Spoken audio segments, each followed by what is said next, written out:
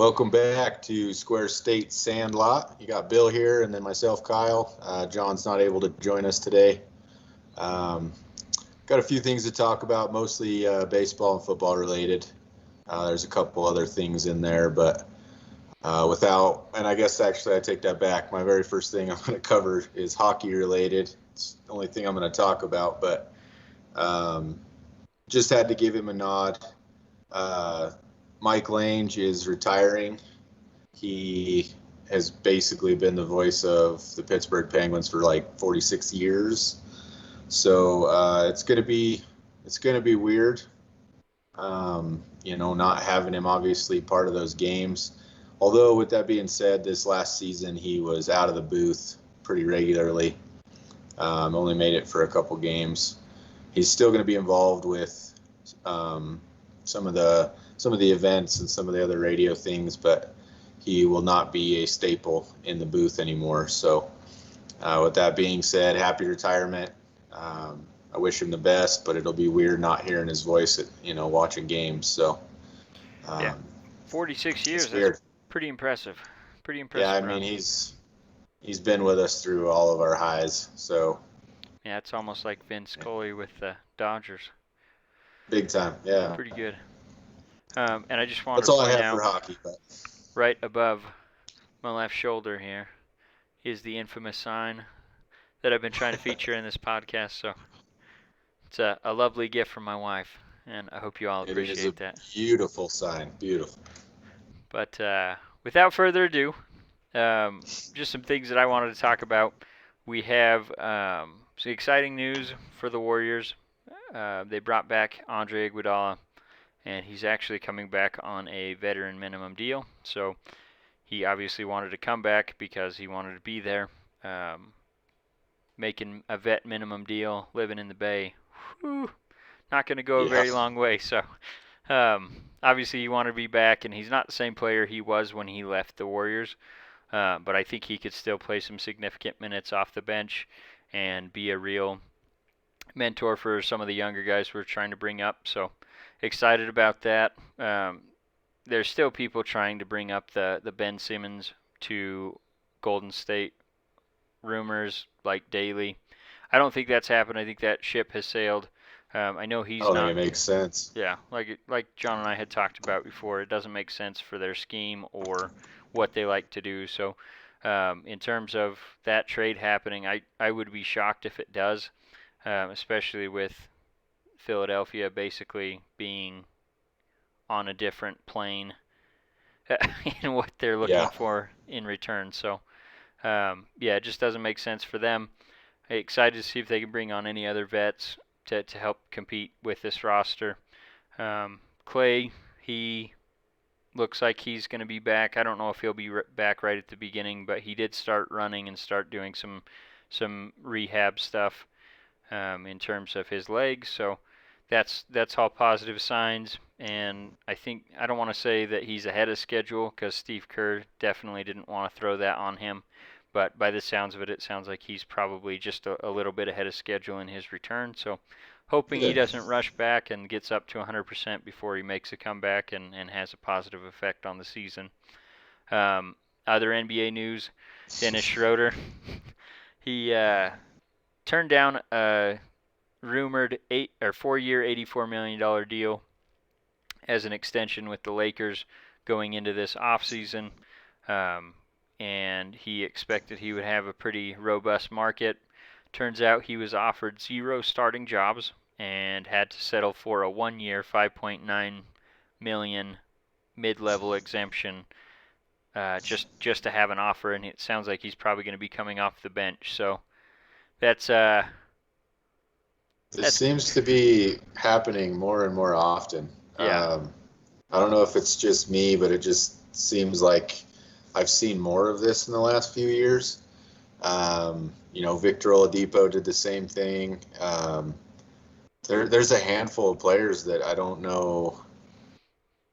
I mean, I don't know if they have somebody in their ear telling them they can get more or what the deal is, but some of these deals that they're kicking down. Yeah. And then it's always a 1-year, not minimum, but I think Might as that's well be. exactly what happened. I think his agent was probably telling him, I think we can get better than that on the open market. And, Right. there's just not a lot of places that are in need of a point guard. So I think he And really it shot just himself. seems to keep happening more and more. I don't know what the deal is, but I mean, I don't think he foresaw them trading for Russell Westbrook, but I think he was yeah, probably hoping to get a better offer from the Lakers rather than go somewhere else. But he'll be in Boston next year, playing for a lot for at less. So least 1 year. yeah, so sucks to be him. Although I'd still take 5.9 million for 1 year. Maybe I'd I be can okay with that. propose that to my job. I don't know. We'll see what happens. But moving on, we have some. Actually, let's have you talk about your Pirates, and then I'll get to some A stuff. All right. As per usual, I'm always finding the silver lining. What it is to be a Buccos fan, I guess. But they've definitely, on a skid. We've lost 8 in a row. We just got swept by St. Louis. I think that was the last game. We may have one more, but either way, it's been a rough 8 games. But the high points, I guess I would say, is some of the young guys. They've been looking really good with some double plays, infield catching balls. The younger guys are just looking good out there. They're playing well. And then Hoy Park, who we got, anybody that had listened in the Clay Holmes trade with the Yankees, he actually had his first home run, had a solo shot at PNC Park. So that was cool. He's had a pretty good bat lately, but it's cool to see him actually get the home run.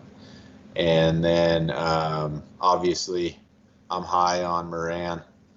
He's had a rough year, lots of injuries, but he was actually able to have 2 home runs today. Hit a 3-run homer, and then I believe he hit a solo later.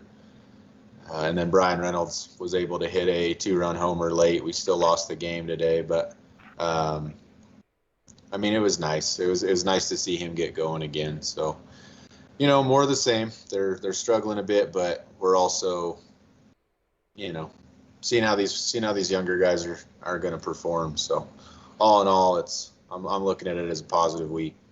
Yeah. Well, and you guys are in that contention for the number 1 pick, so obviously you never want to just lose, but Yeah. first round pick or first overall pick's a decent consolation prize. So, yeah, and Moran, like you said, when he's been on the field, he's been pretty good, but he had those wrist injuries or was it? Yeah, it was his wrist, Yeah. right? He took those Yeah, he kept fastballs getting inside. yeah, Yeah. getting popped, and So poor guy just couldn't stay on the field. So good to have him back. yeah.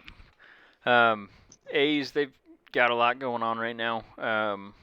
They just won today 17-0, so that was their largest win ever in a shutout, or I guess the largest spread ever in a shutout. And on a related note, I mean, really, there's not much to take out of a 17-0 win. Obviously, they had things going and the other team did not, but Indians have been struggling a bit lately, and the A's took advantage. I think they had like 6 walks by the 5th inning or something like that. So it was just pitchers couldn't throw it over the plate, and when they did, it was right over the middle, and the A's were popping it, putting it in play. So, like I said, not a lot to take from it other than it's a good win. Great to see this team starting to gel, especially with the trade acquisition. So, And I mean, it's a 17-0 win, so it's hard not to have fun. But the one thing I will say since the trade deadline is your whole team looks happier on the field. They just look like they're having a good time, and I think that's a big part of stringing these wins together. So, of course, when you're winning, it's easy to be happy, but it's also easy to keep it going and everybody's out there having fun. So. Yeah. Well, and I think we had talked about it before the trade deadline. The team almost felt abandoned because they had a great record, but they were clearly not able to sustain it without some help. And the front office, to their credit, actually went out and got some help, and the players are making a big impact right away. So if Marte keeps hitting the way he is, he might end the season batting 500. He's like everything he's touching is going for a single, double, hit a couple dingers, so not I mean, bad. he was already hitting pretty well this year. I mean, but I don't know, man. It just changes scenery sometimes. I think it's as good for him as it is good for you guys. So, Yeah. as I talked before, I mean, I'm super happy for him. So, Well, and and I'm Matt happy for Chapman, you. he's had a pretty rough year. Today he drew 5 walks in one game, Oh which my lord, he was one away from an Oakland record. So pretty good at pretty good at bats for him today.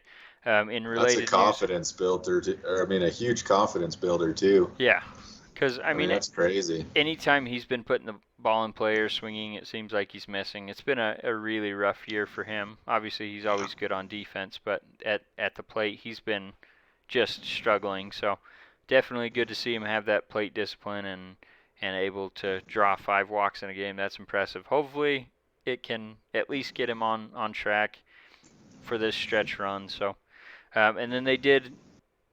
I don't think this is going to have an impact this year because it's so late in the year, but they did bring back Khris Davis, who was Oh yeah, DFA'd by the Rangers earlier this year. We traded him to them for Elvis Andrews, our shortstop, and he just really didn't do much. He was injured the first 2 months of the season. They finally let him go. And yeah, A's tried him out, thought he looked pretty good. He's been recovering from a rib injury from last year even. So looks like he's actually playing pretty well. They promoted him to AAA and he's leading off tonight for the Aviators. So we'll see how he does down in there in Vegas. That park typically leads to a lot of home runs and that's what he does. So I'm guessing he's going to hit a few there in Vegas with that hot air. So I'm sure he will. and then the other Khris Davis from the Orioles announced his retirement today. I believe he's only 35, but he really hasn't been the same since probably 2015, something like that, when he was an All-Star. Since then, his K rate was through the roof and his home runs were way down, so wasn't really helping the team out. Right. Obviously, when he was MVP caliber player. So tough to see a downfall like that, but obviously happy for him to be able to retire with the Orioles. And typically, well, MLB contracts are guaranteed, so he'll be getting paid either way. But he renegotiated the contract down to instead of being paid in lump sums, he's now going to get paid deferred money throughout a couple years or whatever to help the Orioles. So That's nice. good It's on him. honestly probably good for him too. Yeah, good on him and probably better for him as well. So he's got that sustained income for a few more years. But like I said, happy for him. And then one other thing's happening in baseball tonight. I don't know if you've seen much about this. I just saw the way it ended. Well, I haven't seen how it ended, so you You might go have ahead to. and I'll cap it off then. I was just going to say they're holding a Field of Dreams game, which they had planned for last year, but obviously COVID canceled it. So they basically threw up a stadium in the middle of a farm field and put stands and everything and to replicate the Field of Dreams in the movie.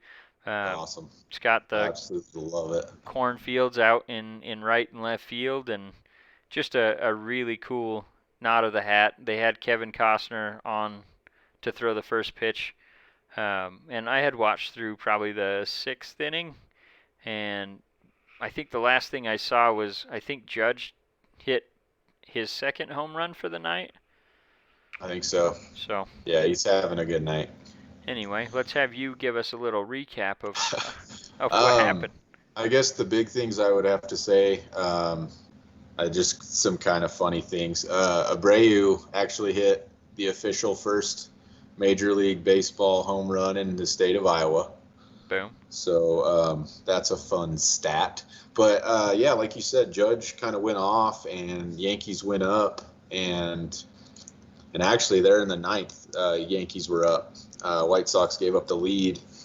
And then Tim Anderson actually had a walk-off 2-run homer. Boom. So It's just one of those cool things because obviously it's an amazing event. It's going to get people fired up, but then to have a game like this and have it end the way it did, I mean, it's just a good night for the fans, good night for baseball in general. I don't know. It's just, I guess the magic that is Field of Dreams. It's just cool that it translated to an exciting game. Yeah. And I mean, I'm looking forward to it. They said they'll be back, so I'm looking forward to them doing more games. Yeah, they said next year is on for sure, which is Oh, good. and the only other thing I was going to say is I love that they did. I mean, they're a modern version, but throwback unis. Yep. Those look specialty bad unis ass. for the game. So I really like the White Sox unis, man. Yeah. They looked really good. But it's just a fun. I love it. I think it was just a really cool idea. So. Well, and the White Sox win actually helps the A's too because the Yankees are trying to close in on them in the wild card standings. So, Right. But yeah, Tim Anderson, he's a clutch player. Love that guy. Glad he got that hit. I'll have to watch the replay here in a little bit. I was trying to look up the White Sox. They had a pitcher that came in relief, and dude was freaking nasty. Like the guys on the Yankees, he came in with runners on the corner, 1 out, I think, and struck out the two guys in a row, and it was just filthy what he was throwing. I'm trying to find his name right now. Oh, here we go. Michael Kopech? I don't know how to say his last name, but I better learn because he looks like he's going to be pretty impressive for years to come. So I guarantee everyone else probably already has that name jotted down. Yeah. But anyway, yeah, it looked like a real fun night. I know, obviously, it was a successful night for MLB. They had it as the featured national game on ESPN. Right. But the other thing about that was, I think it drew a lot of eyes to the game, and the resale tickets were going for like $800 starting. Yeah, well, the cool thing about events like this. I was just going to say it. I mean, coming from, I guess, a hockey background, that's what it reminds me of is the Winter Classic and then the Stadium Series that it spawned is huge for hockey because, like I would have loved to have seen the Penguins play in Heinz Field, having an outdoor hockey game. These kind of specialty events, I mean, they're nothing, but they're win-win. There's no negatives to this. Like you said, it just puts such a spotlight. And even, you may not be the biggest baseball fan, but I guarantee people tuned into this game just because of what it was. Yep. I just think it's cool that these leagues are doing things like that because, like I said, the NHL Stadium Series games they're absolutely phenomenal. It's just, a kickback to old school hockey. It's just like this, cornfield. I just want to see more of this, I guess. I love it. I would like to see them do a Field of Dreams series, whatever, where they do 4 or 5 games a year.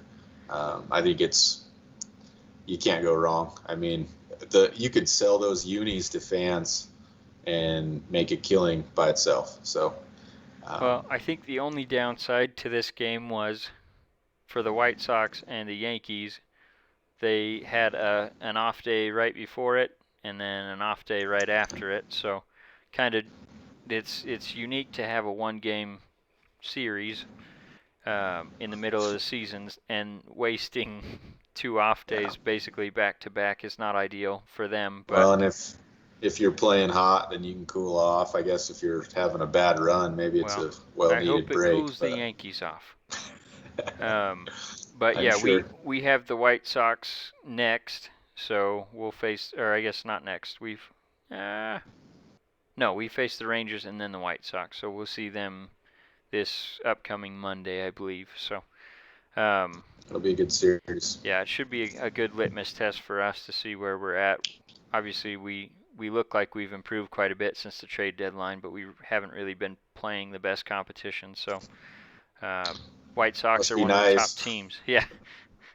Well, we're going to Milwaukee next, so any team you guys play are probably better than you at this point. So that's fair. Anyway. Hate to rain on your parade there. You're not telling me anything I don't know. Let's have you talk about a team that maybe has some brighter outlook for this upcoming season. Yeah, I mean, they've taken some heat in the offseason, obviously. We've talked about that a little bit, but Steelers had their second preseason game tonight, and they ended up winning 24-16, again, for what that's worth. I'll tell you what it's worth. They were down. I don't even think they scored in the first half, if I'm not mistaken. It all came late, which is fine. I mean, the score doesn't mean anything in preseason, but go ahead, Bill. I was just going to say, the 0-16 Detroit Lions went 4-0 in the preseason, so. Well, and I don't know that I'm superstitious, but I've always kind of felt that way because some of the worst seasons I've seen teams have come off of undefeated preseason. So, again, it means nothing. Yeah. It's nice to see drives capped off with touchdowns, obviously.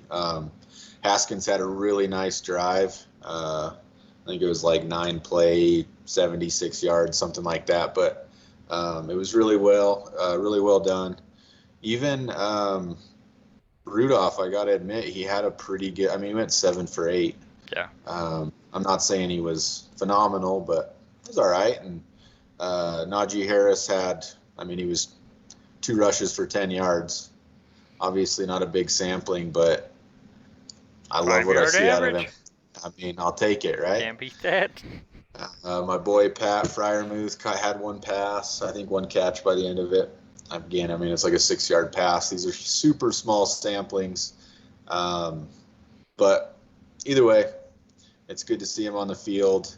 I do think we have some guys that are, second, third, and even some of our, 4th-string guys that could have an impact on the season. I'm trying to think of the fella's name. He actually had a pick for us tonight.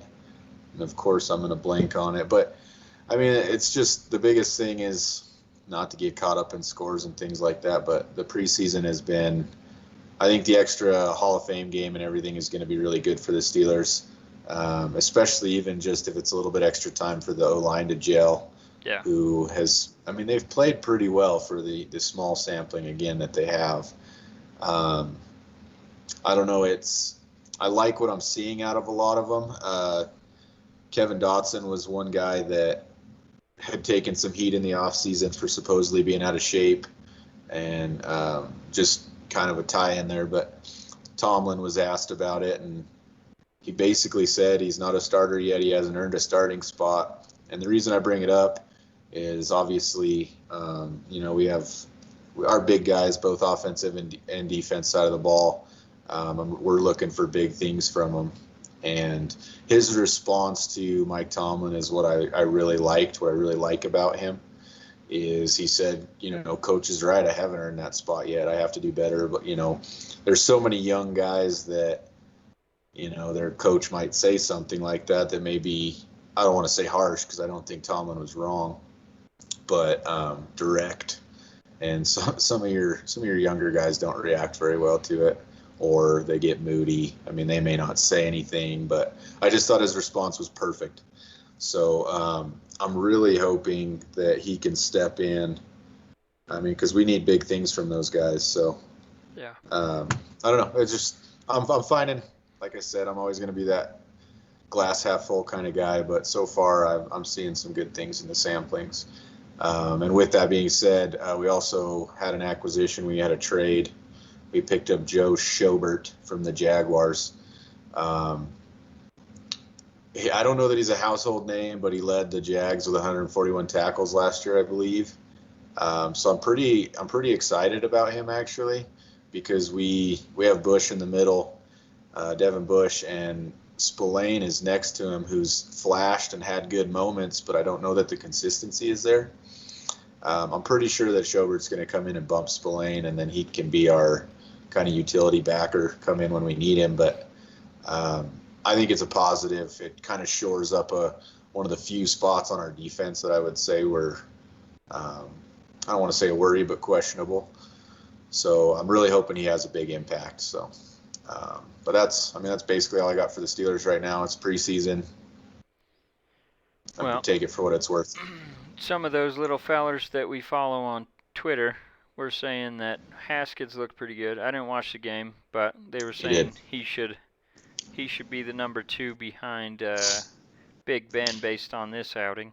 The Obviously, only thing I would say on that is I'm not saying they're wrong. I've already said that I believe Haskins will end up getting the number 2 spot.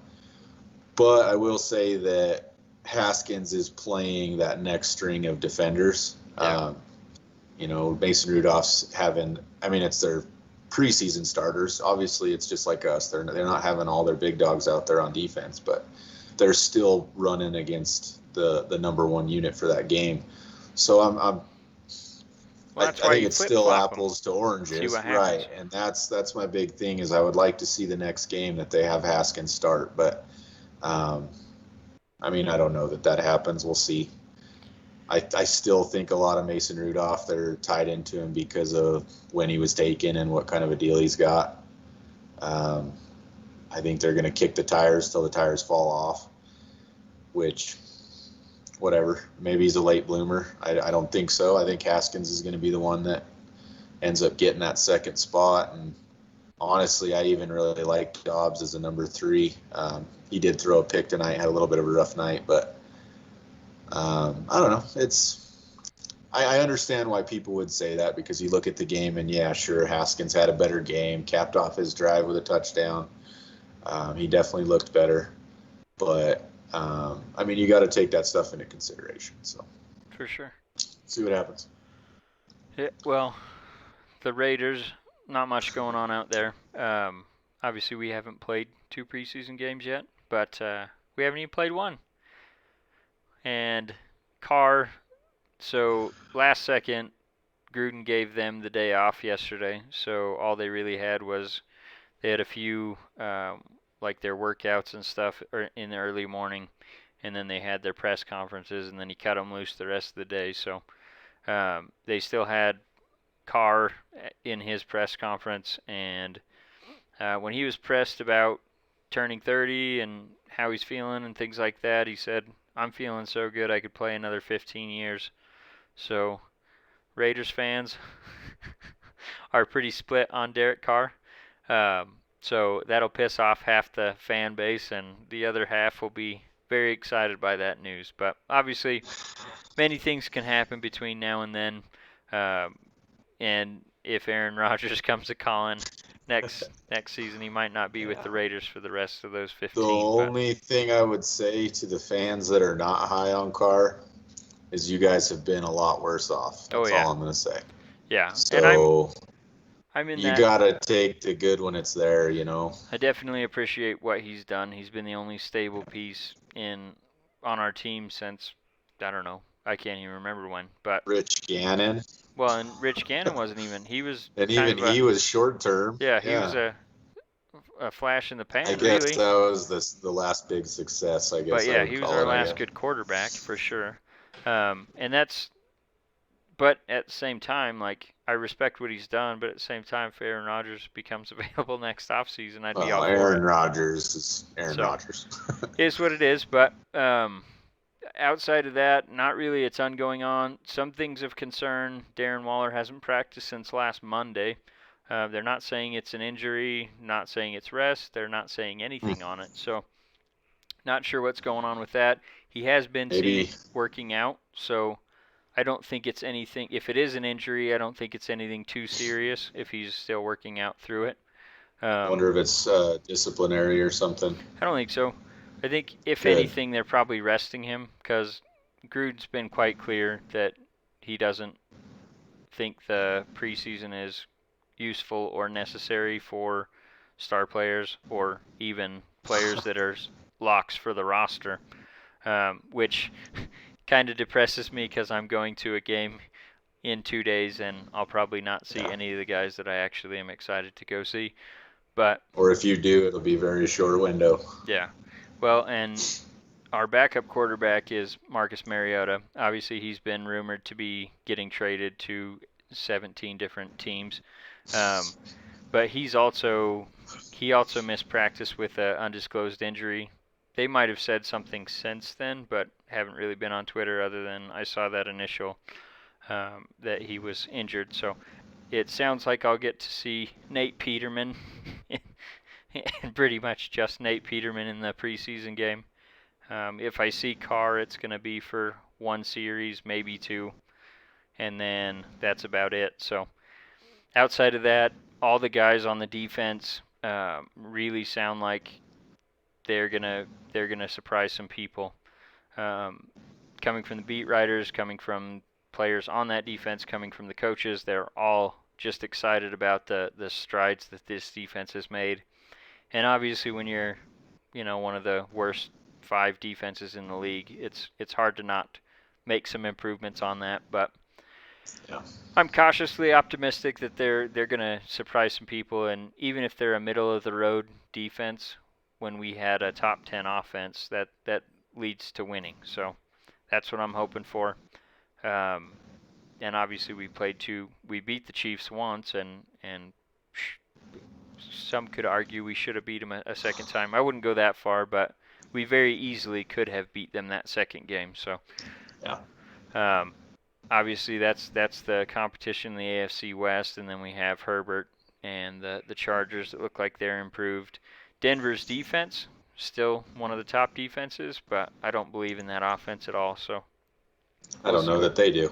I don't think they do. I mean, you got Bridgewater and Drew Lock, and obviously I would love to see Bridgewater do well, just because I've always liked him. Yeah, I would not. But I understand that your perspective would change. Yeah, I've always liked him, as soon as he was wearing the blue and orange. As soon as you go to that jersey, I can't root for you anymore. So come on, Bill. Nah, should have come on my team, not on that team. Fair enough. Not that they were really in play for him, but yeah, I mean, it's the Broncos have told you how much they believe in them by exploring every possibility of getting Rodgers, Watson, anyone else that has been rumored to want out of their situation. So, not expecting much from that team, but obviously, like I said, defense is great, so it could carry them. But Dak Prescott, you heard much on him? I saw he was going to get an MRI, but that's all I've seen is that he's scheduled to get one on his shoulder. Which yeah, obviously that's different than his ankle that he destroyed last season. Right, and they were excited to have him back, and I mean, this would derail. I didn't even see if it was his throwing shoulder or non-throwing, but concern either way. And it's bad because the Cowboys social media team put a tweet out that basically said, "Everyone relax, everything's fine," and then in small quotes they put, "Dak's getting an MRI." So I don't know what's going on. Obviously, if they're planning on, I mean, it's the Cowboys, so they're obviously not planning on winning a Super Bowl, but oh jeez. Oh, that's sad. I saw a meme that said the only way we can keep Tom Brady from winning another Super Bowl, and it showed him in a Cowboys jersey. I shouldn't laugh because we haven't won one since. It's still funny though. It's been less frequent or less recent than the Cowboys, so I really shouldn't laugh, but it's still funny. But I think I guess we'll see what happens. Are you looking up which shoulder it is? I just tried looking it up, but all it talks about is the shoulder. Okay. I don't think they have a ton of details yet. We're going to be waiting to see. Not his throwing shoulder, that's not as concerning, but obviously if it is, that could be pretty bad for them. Yeah. And then I think Deshaun Watson, so there was some kind of news report out that said the Texans were trying to get the rules for media changed because they didn't want people there at their camp, essentially. And it got denied. So I'm not sure if this is related, but Deshaun Watson basically was getting super annoyed with the media today because they were filming him not practicing. And he basically said, like, "Why do you guys keep following me around? It's the same stuff every day."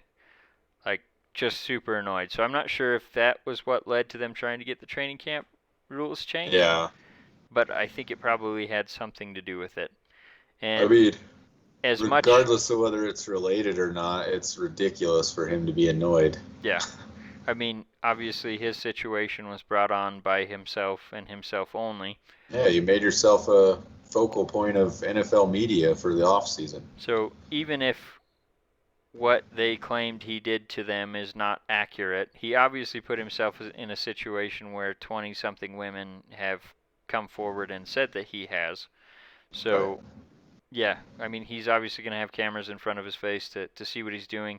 And then he also Absolutely. asked for a trade out of there. So, I was just gonna say, between that plus the trade request, yeah. So you're that's gonna have just, cameras in your face all day till both of these stories come to a conclusion. I yeah. mean, Well, I'll and just tell you. Andrew Brandt, I follow him on Twitter. He basically said he would be shocked if he plays in a game before uh, middle of October, and his reasoning was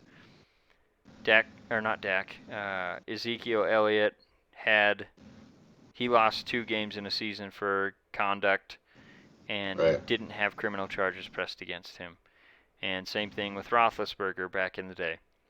Right. And so there's the precedent there that even though you don't have criminal charges pressed against you, you still can miss games. And he has criminal charges pressed against him. So to think he's just going to step in there week one, and that's why I said I'd be shocked if he gets traded before any of this stuff is concluded. So No, you'd be stupid to try. yeah, I mean, I can't imagine a team, even the worst team in the league, who needed a quarterback. I just can't imagine you taking that kind of risk. yeah, like we've talked about before, if it were a late round pick, sure, you might take Oh, a flyer on him yeah, you might take a flyer, but not what they're asking. because he's obviously a franchise changing quarterback if you can get him. But with the risk involved, there's no way anyone's going to give them 3 first-round picks, and that's what they rumored to be asking for. So it's just, I don't know, a never-ending situation that until something happens in the courtroom or whatever, it's going to be the same for him, and he's going to be annoyed every day. So better get used to it, I Oh. guess. Yeah, I have no sympathy for him whatsoever. Yeah. And then Aldon Smith was released by the Seahawks. The name sounds familiar. He's been in and out of the league for several years. He had so much potential. Yeah, he was the. I mean, he was a stud when he came onto the scene. Yeah, When he was with the Niners, Yep. I think just killed it. he was pretty much an MVP candidate. That's how good he was those first few years with the 49ers, and then obviously he got in some trouble. Raiders brought him back for a season after a couple out of the league, and he played really well for us. Got suspended towards the end of the season, and then in and out of addiction recovery, and Oh. now he's in trouble again with the law. Not exactly sure what's going on with that case, other than he was detained and released, but there's still a case going on. So Yeah. the Seahawks said as long as you keep doing what you're supposed to be doing, we'll keep you on the team until your case goes whichever way, and then we'll make a decision.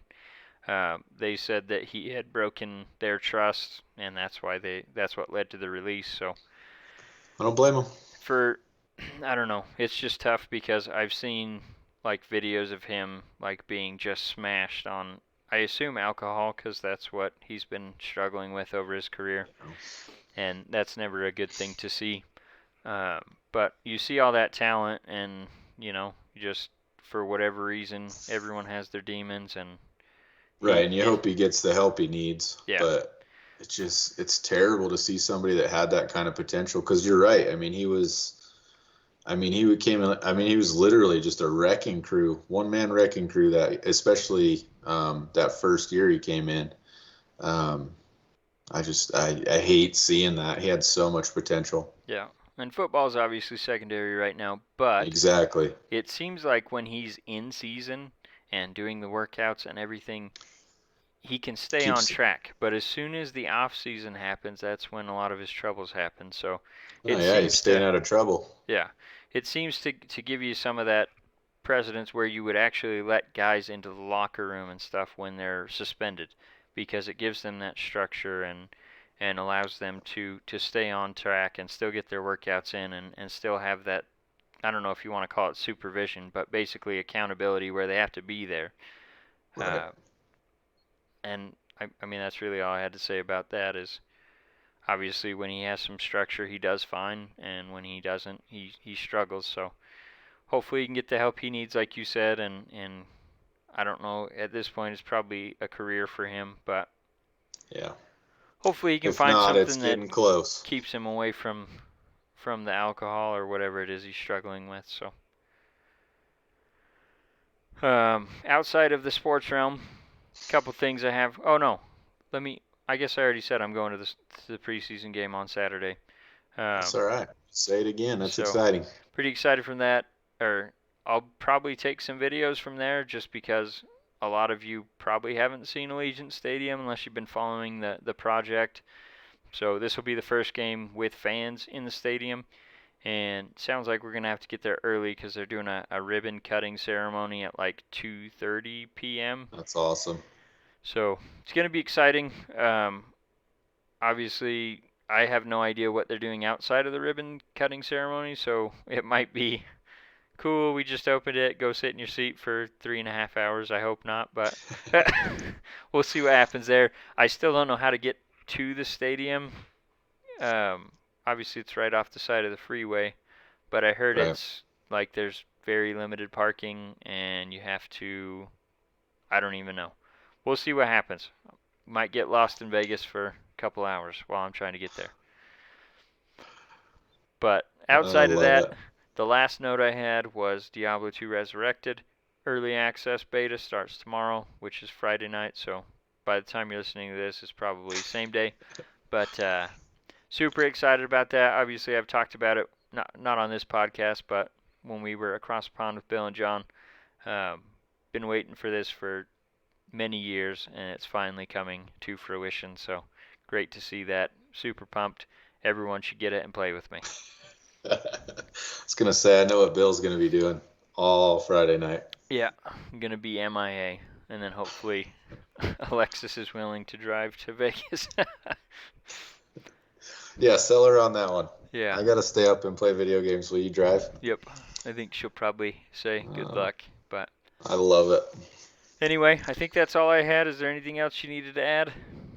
No, I think that's it. Just, I mean, we'll conclude with the same old song and dance, but we'd love to hear from you guys.